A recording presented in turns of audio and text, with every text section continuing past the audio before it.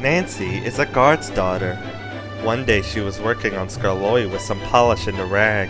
Skarloey was snoozing happily, but Nancy wanted to talk. "Wake up, lazy bones. Your brass is filthy. Aren't you ashamed?" "No," yawned Skarloey. "You're just an old fusspot." And Skarloey closed his eyes. He was thinking about his friend Rheneas and all the good times they had shared before Rheneas went away to be mended.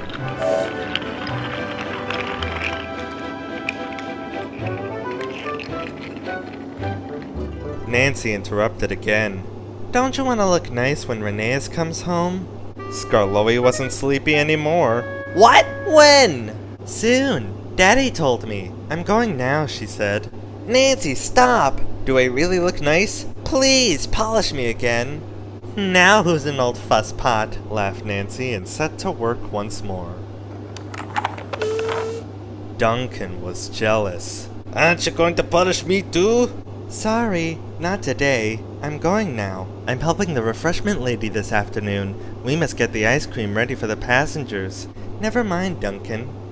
But Duncan did mind. "It isn't fair," he complained. "Peter Sam gets a special funnel, Sir Handel gets special wheels, passengers get ice cream, but I'm not even polished." Of course this wasn't true, but Duncan enjoyed complaining. He became sulkier still.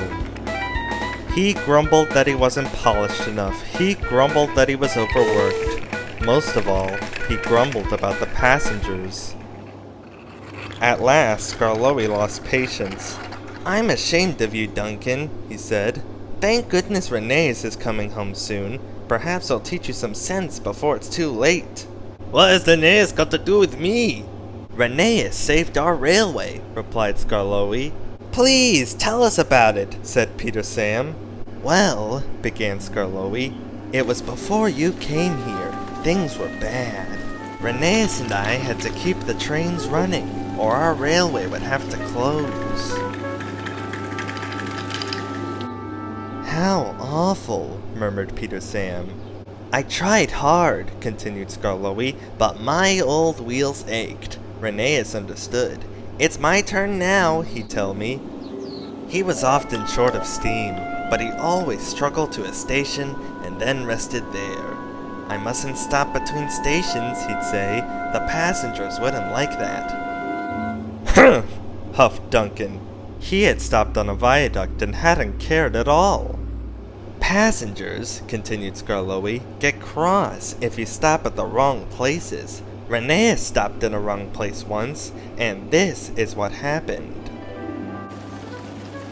One wet and windy afternoon when the rails were damp, Rheneas was traveling home with a full train. There were even passengers in the brake van. It wasn't a comfortable ride at all.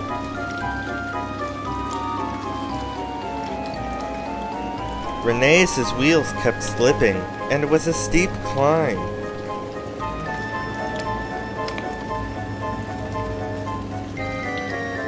At last, his wheels gripped the rails again. The worst is over, he thought. Now we're away.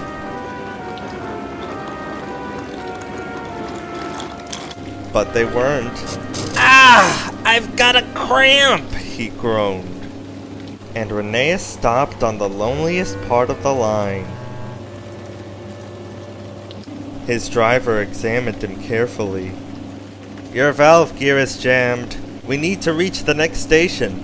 Do you think you can still get us there?" "I'll try," replied Rheneas.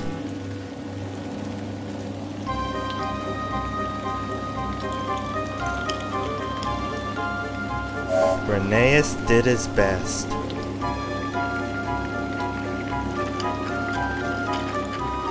"If I fail," he thought to himself, "the passengers will be cross and the railway will close." Everything blurred. He was really too tired to make another turn of his wheels, but he did. And another, and another, and another.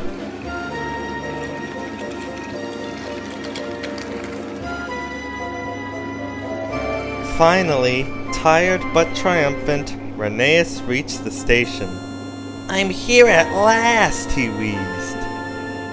Thank you for getting us home, said the passengers. We'll tell all our friends what a fine railway this is. Mr. Percival was delighted. You're a gallant little engine, he said to Rheneas. When you're rested, we'll mend you, so you'll be ready for tomorrow. And, smiled Skarloey, Rheneas always was ready for tomorrow. Thanks for telling us about him, whispered Duncan. I was wrong. Passengers are important after all. The next day, Rheneas came home. All the engines were there to greet him. Edward pushed his truck to the siding where he was lifted onto his rails. This was the signal for a chorus of whistles from engines large and small. Everyone was happy, and Rheneas was the happiest of all. You know, he whispered to Skarloey, this helps a little engine to feel that at last he has really come home.